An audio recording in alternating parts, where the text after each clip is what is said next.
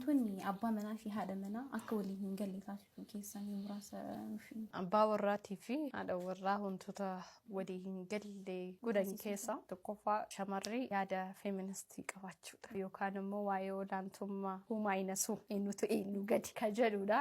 Abbaa warraatiin wal qixxeessitee wal yaaduu yookaan immoo aangoon kiyya aangoo isaatii gadi miti waan jedhu wahii abbaa warraa waan jedhamu kana dagatuu jechaadha. Kan yaadutti abbaa warraatii gadi jedhu barbaachisaa tole jechuu barbaachisaa garuu gaafa miidhamaa tole jechuu miti sigala wanneen jechuu barbaade waan xixiqqoo irratti illee waan hin barbaachisne irratti mataa dhaabuu yookaan ammoo uftuudhuun hin barbaachisu akka shamaraa gaafa taatu dhiirri akka dhiiraa gaafa ta'u bareeda bultiin illee moor kabiraa dammoo dhiirri amala shamarranii hubatudha. Hormonaal cheenjiin gaafa uumamu hormooniin shamarranii gaafa jijjiiramu amala garagaraa developuu gochuutu mala fakkeenyaaf gaafa yeroo GIC irra jirtu yookaan ammoo yeroo deettee booda irratti amali shamarranii jijjiiramuu danda'a yerootti jechaadha. So amala shamarranii kana hubataniitiin obsuu fi barbaachisaadha. Bultii keessatti moorka bultii diiga jedheetiin yaadu waliif obsuu dhabuudha. Mee shamarri takka jiruu isiitiif abbaa manaa akkamii barbaadde? Abbaa manaa amala akkamii qabu barbaadde? Abbaa warraa amala gaarii qabu. Amala gaarii gaafa siin jedhu nama diinii isaa seeraan beeku, nama itti gaafatamummaa isaa beeku, nama obsaa ta'e. Walumaa galatti kana jedheetiin lakkaa'uu baadhuus namni diinii ofii beeku jechaadha. Shamaran miidhu hin zolloomu gaafa miidhameefiyyuu tasgabbaa'eetiin jalaa gajjechuu danda'a waan ta'eef diinii beeku gaafa jedhu dammoo hojiirra nama oolchu ta'uu qaba. Ani kun maalitti hin amanu beektaa? Nama qara'ee qofatti hin amanu qara'eetiin nama hojiirra oolchutti amana. So walumaa gala nama obsaa ta'e haliima jechaadha. Nama gadi of namaa qabu nama akkasiiti bultiidhaaf ani gaariidha jedheetiin rikoomand godha. Gaaffii yeroo baay'ee dhiironnis dubartoonnis kaasan siif kaasuu barbaada. Dubartoonni tokko baay'ee maaliif hin heerumne wayita jettuun inni eessa jira dhiirri hin jira maas hin jedhan dhiirota illee itti gaafattuun jirti maa shamarri hin jirti maas hin jedhan sun sababa maalirraa dhufeetti?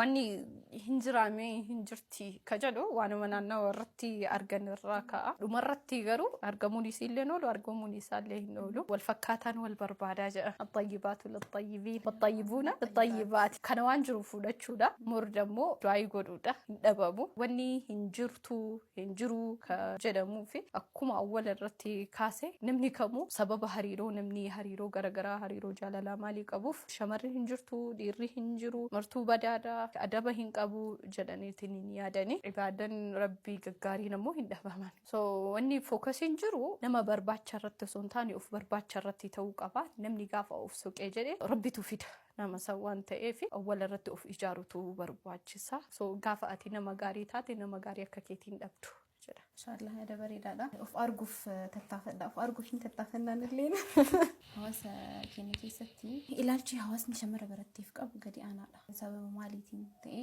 akkamitti hir'atu illee danda'a. Shamarri barumsa qabdu qaruuteedha. Shamara qaruutee waan hin dandeenyeef sodaatan. Moor dammoo baratteetiin hin eessa geetti waan jedhullee ni jiraata. Ammatti garuu wanni akkasii yoo baadiyyaa keessa ta'e malee magaalaa keessatti moor hin qabu. Shamarri yoo baratte irra hawwanii irra fedha waan ta'eef maaliifi waan qabatamaan argan wahii waan jiruuf shamarran barattee eessa geetti akka argan waan arganiif hawaasni sodaa kana ka jiru moor yoo kan baadiyyaa irratti ta'e inni biraa dammoo hawaasa bira irratti qofa osoo hin taane hawaasa gaafa jennu abbaa ta'uu danda'a beeraa ta'uu danda'a nama sinaannessee jiru kanatu siif baratuu hin feene moor dammoo sababa isaan ati baratuu hin feene san waan amantee fi atis mataan keetiyyuu maal goota baradheetiin eessa gaha jettee ka jedhu yaada kana amantaa. So hawaasa qofa osoo hin taane shamarran mataa isaaniitu sababa hawaasni wanni kana qabuuf of gad aantuu godhuu yookaan ammoo sadarkaa dhiirarraa of qaqqabanii yeroo of laalantu mul'ata. Inni kun kaka'ee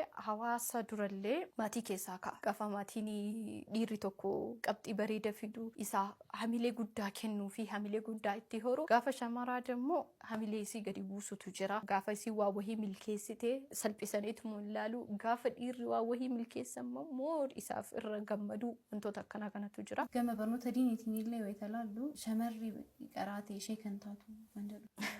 Maaltu jira seete bakka baratteetiniin bakka guddaa hin geettu waan jedhurraa yookaan ammoo baratteetiin nun barsiistu waan jedhu fudhatuu hin barbaadan. Fakkeenyaaf ati dhiira caalteetiin dhiira tokko yoo leenjiftee yoo barsiifte hin fedhan si galeera. Sababa sanirraa kan ka'edha. Durbi takka barattee ishee akka hin taatun harki tokko irra afraffaa ilmiidha. Harka shamaraa jira. Aishaa radiyallahu anhaa. Itti aanee ammoo Aishaan osoo dubartoota addunyaa tanaa walitti qabanii harka tokko irra kaa'anii ilmisii harka tokko irra kaa'anii ilmisii itti wazzanaa sun dubartii takka qofa. Sigale dubartoota hedduullee kaasuu dandeenya. Even bocaan amma dhiirota aikanii ta'anii mul'atan kanniiniif iyyuu bocaan shamarrani. So ilaalcha kana balleessuu qabu.